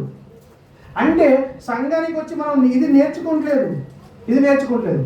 అదేవిధంగా ప్రియులరా, ఫిలిప్పీయులకు రాసిన పత్రిక 1వ అధ్యాయము, ఫిలిప్పీయులకు రాసిన పత్రిక 1వ అధ్యాయము 29-30 వచనం చూద్దాం ప్రియులరా. ఎలాగనగా మీరు నా యందు చూచినట్టు నా యందు ఉన్నదని, ఎవడి నా యందు ఉన్నదని మీరు ఇప్పుడు వినుచున్నట్టు పోరాటము మీకు కలిగి ఉన్నది. ఈ రోజు ఈ పోరాటం ఈ ప్రాంతంలో ఈ భార్యాభర్తలు ఇరువురే కాదండి చేయవలసినది. ఏ పోరాటం అండి? అనేకుల్ని సంఘంలో చేర్చే పోరాటం. అవునా? చిన్న విషయం అనుకున్నావా పోరాటం అంటే? ఏమండి పోరాటం అంటే వెళ్ళి వాదించడం కాదు, ఎవరినో కొట్టి గుద్ది చంపేసి చేయడం కాదు పోరాటం అంటే. దేవుడి మాటల చేత ఒప్పించి వారి మనసును దేవుడికి బలిగా వారి మనసుని అర్పించడం. ఏమండి దేవుడి కాళ్ళ ఎదుట వారిని పడేయడం పోరాటం చేయడం అంటే. అదేవిధంగా పోరాటం, ఏమండి ఈ పోరాటం కేవలం ఎప్పటి వరకు ఉండాలో తెలుసా? నీ ప్రాణం పోయేంత వరకు పోరాటం ఉండాలి. ఏమంటే ఏమంటున్నాడు? ఈ పోరాటం ఎలాగనగా నా యందు చూసినట్టు నా యందు ఉన్నదని మీరు ఏమంటే కష్టం చిన్న విషయం అనుకుంటున్నానండి. ఈ ప్రాంతంలో ఏమంటే నేను విజయవాడ ఎక్కడల్లో చూస్తానండి, కొంచెం దూరం అనిపిస్తుంది నాకు రోడ్డు మీద నుంచి. ఈ చర్చ అనేది నాకు ఒక ఐడియా ఉంది, ఇప్పుడు ఇది లోపలికి రాలేదు. వచ్చేటప్పుడు వర్షం పడి రోడ్ అంతా బురదగా ఉంటే నా కారే కొంచెం ఇబ్బంది అనిపిస్తుంది. అప్పుడు నేను అనుకున్నాను, నడిచే వాళ్ళు ఎలా వస్తున్నారు, బళ్ళ మీద వచ్చే వాళ్ళు ఎలా వస్తున్నారు, పై ఊరికి దూరంగా ఉంది. మరి మీ అందరినీ ఇక్కడ దాకా నడిపించడం అంటే చిన్న విషయం కాదండి. ఏమంటే గూగుల్ మీట్ నిర్వహిస్తున్నారు, గృహ కూడుకులు నిర్వహిస్తున్నారు, తర్వాత వారి సామర్థ్యం కొలది ఎవరో ఒకరు కొత్త వారిని పిలిచి చెప్పిస్తున్నారు, తర్వాత మీటింగ్స్ పెట్టిస్తున్నారు. ఇదంతా ఏంటి? ఆరాటం అండి. దేన్ని బట్టి? ఈ ఆరాటం దేనికి? ఏదో దేవుడికి చెయ్యాలి. ఏం చెయ్యాలి? కొత్త వారికి అనేకులకి దేవుడిలో నిలబెట్టాలి. అదొక ఆరాటం, అదొక పోరాటం. అయితే వచ్చిన వారు పోకుండా ఉండాలి. వచ్చిన వారు పోకుండా ఉండాలి. వచ్చిన వారు ఎందుకు పోతారు? ఎందుకు పోతారు సార్? ప్రేమను కనపరచకపోతే పోతారు. ఎవరి మా మధుగారిలో ప్రేమ లేదన్న వారు చెప్పండి. లేదండి. చక్కగా ప్రేమపూర్వకంగా పలకరిస్తాడు అందరినీ, ప్రేమపూర్వకంగా హత్తుకుంటాడు, ప్రేమపూర్వకంగా మాట్లాడతారు, వచ్చిన వారిని మంచిగా చూసుకుంటారు. ఏమండి, ఇది దైవజనుడికి ఉండవలసిన ప్రధానమైన లక్షణం. కేవలం దైవజనుడికే ఉండాలా? కేవలం దైవజనుడికే ఉండాలా? కొత్త వారు ఎవరైనా మా సంఘంలో జరిగింది చెప్తానండి. కొత్త వారు ఎవరైనా వస్తేనండి మాట్లాడేవారు. మా సంఘంలో ఒకరిద్దరు మాట్లాడేవారు. ఏమనుకున్నాను, ప్రేమగా మాట్లాడుతున్నారు, రాణిస్తున్నారు, రమ్మంటున్నారు అనుకున్నాను. 2 వారాలు 3 వారాలు వచ్చిన తర్వాత కనపడండి వాళ్ళు. మాకు అర్థమయ్యేది కాదండి. ఏమైంది, రావట్లేదు ఏంటని. ఏంటన్నారు రావట్లేదు అంటే, ఏమో నన్ను దూరం రాలేకపోతున్నాను. సరే ఆదివారం రాలేకపోతున్నారేమో, కష్టమైపోతుందేమని మీటింగ్స్ పెట్టినప్పుడు ఫోన్ చేసేవాళ్ళు అండి, రండి అని. 1-4 సార్లు ఫోన్ చేస్తే ఇప్పుడు కష్టంగా వచ్చేవాళ్ళు, మళ్ళీ వచ్చేవాళ్ళు కాదండి. మాకు అర్థమైంది కాదు, ఎందుకు రావట్లేదు వీళ్ళు, ఎందుకు రావట్లేదు. కొన్నాళ్ళంటే కొన్ని ఏళ్ళకి అర్థమైంది. ఏమర్థమైందంటే, మేము 10 మంది 20 మంది సంఘంలో కనిపించాలి. మిగిలిన వారు ఎవరైనా వస్తే ఏమండి మజ్జిగలో నీళ్లు పోస్తే పలసర పడిపోతుంది, మజ్జిగ విలువ ఉండదు. ఎక్కువ మంది వచ్చారనుకోండి, సంఘంలోకి ఎక్కువ మంది వచ్చారనుకోండి, మాకు ప్రయారిటీ తగ్గిపోతుంది.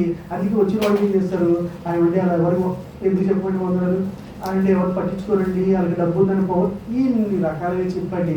మొత్తాన్ని తోలేశారండి. మాకేమో అర్థం అవ్వట్లేదు. మీటింగ్ల మీద మీటింగ్లు పెడుతున్నాం, వస్తున్నారు కనపడట్లేదు. పైగా పాత వాళ్ళు కూడా కొంతమంది మిస్ అయిపోతున్నారు. ఎందుకు మిస్ అయిపోతున్నారు అని అర్థం అవ్వలేదండి. ఒకరోజు ఇలా కాదని కూర్చొని ఇద్దరు మాట్లాడితే మాకు అర్థమైన విషయం ఏంటంటే, ఏదన్నా ప్రసంగంలో ఏదైనా వస్తే నీ గురించే. ఎవరి గురించి? నీ గురించే. ఏమండి, ఒకవేళ నీ గురించి అని తెలిసినా కూడా నువ్వేం చేయాలి తెలుసా? అన్న నువ్వు అలా ఎందుకు అనుకుంటున్నావు? సరే నా గురించి అని చెప్పాడు అనుకో, లేదా నీ గురించి చెప్పాడు అనుకో, అప్పుడు నువ్వేం చేయాలో తెలుసు. చెప్పవలసిన విషయం తెలుసా? మన మంచి కోసమే కదా చెప్పింది. మనలో లోపం ఉన్నదాన్ని సరిచేసుకోమని వాక్యం చెప్పింది. మనలో లోపం ఉన్నదాన్ని ఏం చేయాలంటే సరిచేసుకోమని వాక్యం చెప్పింది. దాన్ని బట్టి సరి చేసుకోవాలి. కానీ ఎవరి ఈ రోజు అండి సంఘంలోకి వచ్చిన వారి గురించి పోరాటం చేయవలసి వస్తుంది, కలిసి కూర్చోబెట్టడం కొరకు కొత్త వారి కొరకు పోరాటం చేయవలసి వస్తుంది. ఈ పోరాటం కేవలం సంఘ కాపరిగా ఉన్న వారు మాత్రమే కాదు చేయవలసింది, సంఘంలో ఉన్నవారు కూడా చేయవలసిన పని. వచ్చిన వారిని ప్రేమపూర్వకంగా పలకరించి. అంటే సంఘంలో కూడా వ్యత్యాసాలు ఉంటాయండి. వ్యత్యాసాలు, డబ్బు ఉన్నవారు ఒక రకంగా, డబ్బు లేని వారు ఒక రకంగా, ఉద్యోగస్తుడు ఒక రకంగా, రోజు కూలి పని చేసుకున్నాడు ఒక రకంగా. ఏమండి, యేసుక్రీస్తు వారు చెప్పిన మాట మీకు ఎక్కలేదా? పౌలు గారు చేద్దాం. ఏమంటే, క్రీస్తులోకి బాప్తిస్మం తీసుకున్న మీరు అందరూ భేదం ఉంది అని ఉన్నాడా? యూదుడని, గ్రీక్ దేశస్తుడని ఏ భేదము లేదు. ప్రభుత్వానికి అర్థమైందండి, మనకి అర్థం కాలేదండి. ప్రభుత్వానికి అర్థమైంది. ఏమండి, ఒక ఆర్టికల్, ఒక 1970 ఆర్టికల్ ఇది అంటారండి, 1950 ఆర్టికల్ మొత్తం కొద్దిగా మర్చిపోయాను. ఒక ప్రత్యేకమైన రాష్ట్రపతి ఉత్తర్వులు జారీ చేశారు. ప్రభుత్వానికి అర్థమైందండి, మనకు అర్థం కాదు. ఏమని ఉత్తర్వులు జారీ చేశారు? క్రైస్తవంలో ఎలాంటి అసమానతలు లేవు. క్రైస్తవంలోకి వెళ్ళిన తర్వాత వాడు ఎస్సీ అయినా, ఇంకా ఎస్సీలు ఏదైనా, వాడు ఎట్టి పరిస్థితుల్లో ఎస్సీగా పరిగణించడానికి వీలు లేదు. ఎందుకంటే అసమానతలు లేవు అని ఎవరికి అర్థమైంది? ప్రభుత్వానికి అర్థమైంది. నీకేం అర్థమైంది? వీడు డబ్బు ఉన్నవాడు, వీడు డబ్బు లేనివాడు. ఈ విషయం ఎవరు చెప్పారు?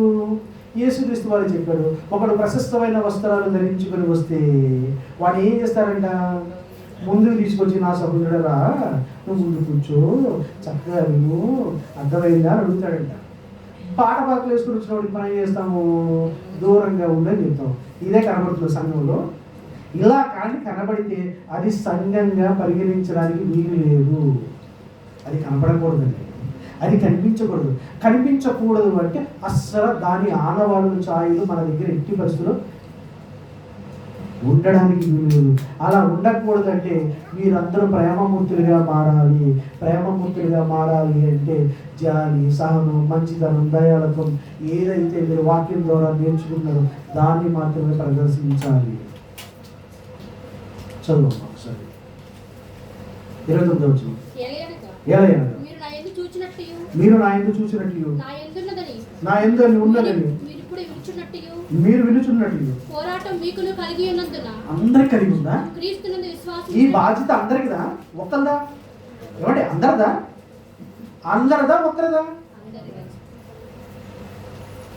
ఏమంటే మధు గారికి ఎంత బాధ్యత ఉందో మీకు అంతే బాధ్యత ఉంది.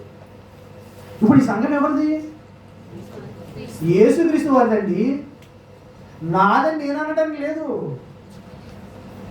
ఎవరిది సంఘం? యేసుక్రీస్తు వారిది. ఇప్పుడు ఆ యేసుక్రీస్తు వారిలో నువ్వేంటి?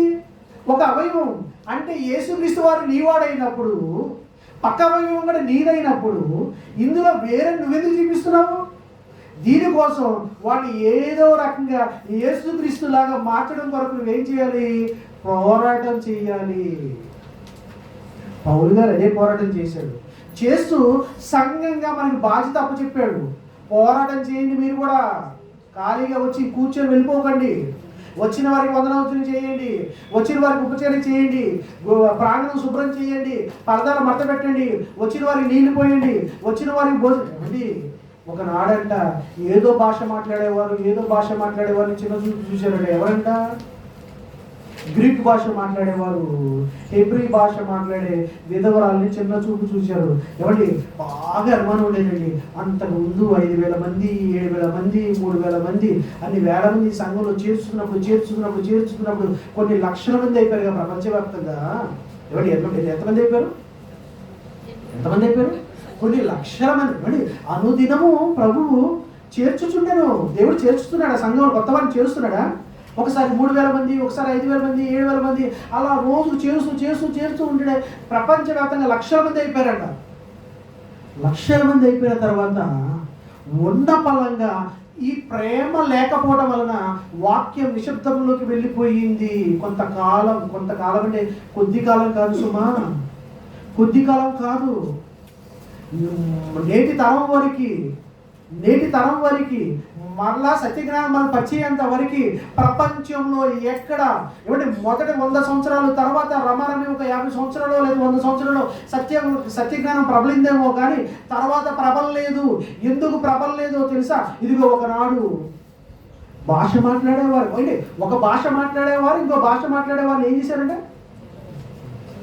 అంటే ఏమి లేదు, ప్రేమ లేదు. ఇప్పుడు క్రీస్తు శరీరం వృద్ధి కలగాలి, క్రీస్తు శరీరం అభివృద్ధి కలగాలి, అనేకులు క్రీస్తులో చేరాలి అంటే ఏం కనిపించాలి, ఏమి ఉండాలి, ఏమి వసించాలి సంఘంలో అంటే ప్రేమ. ఏమండి ఇదే ఇంపార్టెంట్ అండి, ఇదే ముఖ్యమైనదండి. ఇది తప్ప వేరేది ఏది సంఘంలో ప్రదర్శించడానికి వీల్లేదండి.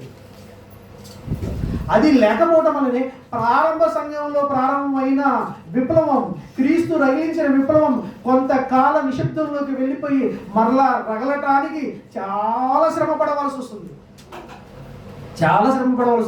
ఏమంటే వారి గురించి, వాక్యం చెప్పే వాళ్ళ గురించి కానీ, వాక్యం వినేవాళ్ళ గురించి కానీ ఎవరో ఏదో ఎన్నో చెప్తూ ఉంటారండి. వాటి గురించి ఏమి పట్టించుకోండి, మీకు అవసరం లేని విషయాలండి అన్నీ.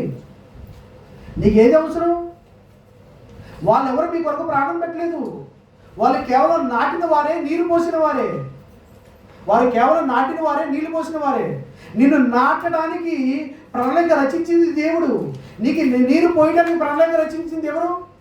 దేవుడు. వారు కేవలం పనివారు. నువ్వు కూడా పనివాడివే. నీ పని ఒకటి నిలబెట్టేవాడిగానే ఉండాలి తప్ప ఒకటి పడగొట్టేవాడిగా ఎట్టి పరిస్థితుల్లో ఉండకూడదు ప్రియులారా. అదే అంటున్నాడు. ఇది అందరికి కలిగిన పని. పోరాటం చేయవలసింది, పని చేయవలసింది ఎవరు? అందరూ.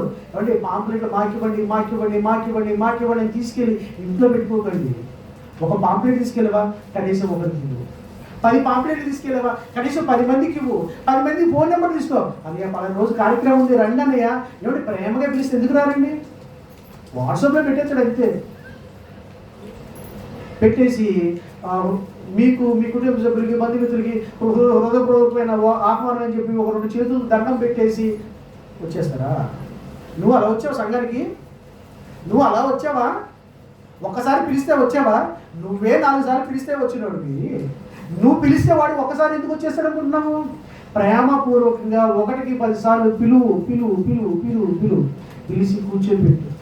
వాక్యం అనే ఆహారాన్ని ఒకసారి రుచి చూపించు అంగిడికి. అది రుచి అంగిడికి తగిలితేనండి ఎవరు విడిచిపెట్టరండి. నువ్వు విడిచిపెడుతున్నావు అంటే నీకు క్రీస్తు అంటే ప్రేమ లేదు, దేవుడు అంటే ప్రేమ లేదు, సంఘం అంటే ప్రేమ లేదు, ఆఖరికి నువ్వంటే నీకు ప్రేమ లేదని అర్థం. ఎవరంటే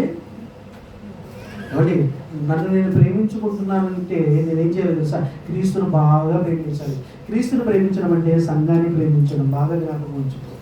అర్థమైందా? నీకు నువ్వే హాని చేసుకుంటున్నావు సంఘాన్ని ద్వేషించడం అంటే. 30 వచనం చదువుతాడు ఒకసారి.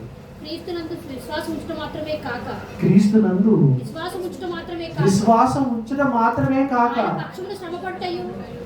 ఆయన పక్షాన ఏం చేయాలో తెలుసా? కష్టపడాలండి. కష్టపడాలి. వచ్చి కుర్చీలో కూర్చుంటానంటే సరిపోదంట. కష్టపడాలి. ఆయన పక్షాన కష్టపడుతూ ఆయన పక్షాన మీకు అనుగ్రహింపబడిన ఆయన పక్షాన కష్టపడటం మీకు ఏమైందో తెలుసా? అనుగ్రహింపబడింది. అంటే ఏమంటే ఎవరికి దక్కని భాగ్యం నీకు దక్కిందంటే నువ్వు ఏం చేస్తావు? చాలా జాగ్రత్తగా ఉంటావు. అవునా? ఎవరికి దక్కనిది. ఎవరి ప్రపంచంలో ఇన్ని కోట్ల మంది ఉంటే ఆ పని భారం ఇప్పుడు ఎవరి మీద ఉంది? నీ మీదే ఉంది. అప్పుడు నువ్వేం చేస్తావు? చాలా జాగ్రత్తగా పని చేస్తావు. చేస్తావా? చేయట్లేదండి. చేస్తే ఇంకా అభివృద్ధి జరుగుతుందండి, ఇంకా జరగాలండి. అనేకులు ఈ ఆరాధనలో పాలిభాగస్తులు అవ్వాలండి. అనేకులు క్రీస్తు శరీరంలో పాలిభాగస్తులు అవుతారండి. అనేకులు క్రీస్తు రక్తాన్ని త్రాగిన వారు అవుతారండి. అనేకులు పరలోకానికి వారసులు అవుతారు. వారసులు కావట్లేదు అంటే నువ్వు కష్టించట్లేదు అని అర్థం. కష్టించట్లేదు. నీ కష్టాన్ని బట్టి, నీ ప్రేమను బట్టి, నీ సాత్వికాన్ని బట్టి, ఇదిగో దేవుడు చెప్పిన ఈ గుణాలని బట్టి ప్రజలు నిన్ను క్రైస్తవుడిగా పిలవాలే తప్ప నువ్వు బైబిల్ పట్టుకుని వెళ్ళటాన్ని బట్టి, నీ మొహాన్ని బొట్టు లేకపోవడాన్ని బట్టి, నీ చెవుకి దిద్దులు లేకపోవడాన్ని బట్టి, నీ రూపాన్ని బట్టి క్రైస్తవులని పిలవడానికి వీలు లేదు. ప్రేమను కనపరిచి సమాజానికి క్రీస్తుని పరిచయం చేయడాన్ని బట్టి నిన్ను క్రైస్తవులని పిలుస్తారు. ఇందును బట్టి ప్రజలు నిన్ను క్రైస్తవులని పిలుస్తారు తప్ప రూపాన్ని బట్టి పిలవరు. వాళ్ళకి తెలియదండి. ఇప్పుడు నువ్వు చెప్పు, క్రైస్తవుడు అంటే బైబిల్ పట్టుకున్నవాడు క్రైస్తవుడు కాదు. బైబిల్ పఠించి దాని ప్రకారం బ్రతికినవాడే క్రైస్తవుడు.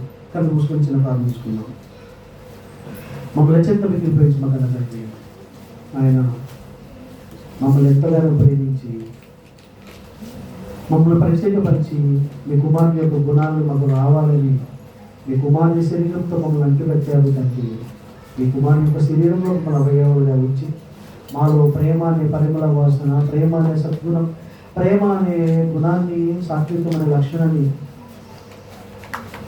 వృద్ధి కలిగించి అనేకులకి పంచిపెట్టేవాడిని మేము ఉండాలని మీ మాటల ద్వారా విన్నాము. అందును బట్టి మీరు పెట్టిన పేరుకు మేము సాత్వికం అవుతాము నా సంగతి గ్రహించి మేము అలాగే బ్రతుకులకు తండ్రి మా అందరి నిమిత్తం మా నిమిత్తమైన కుమారి నామంలో ప్రార్థన సమర్పిస్తూ విజ్ఞాపన చేస్తూ క్రీస్తు వారి పుణ్య నామంలో ప్రార్థన సమర్పించి వెళ్తున్నాం తండ్రి.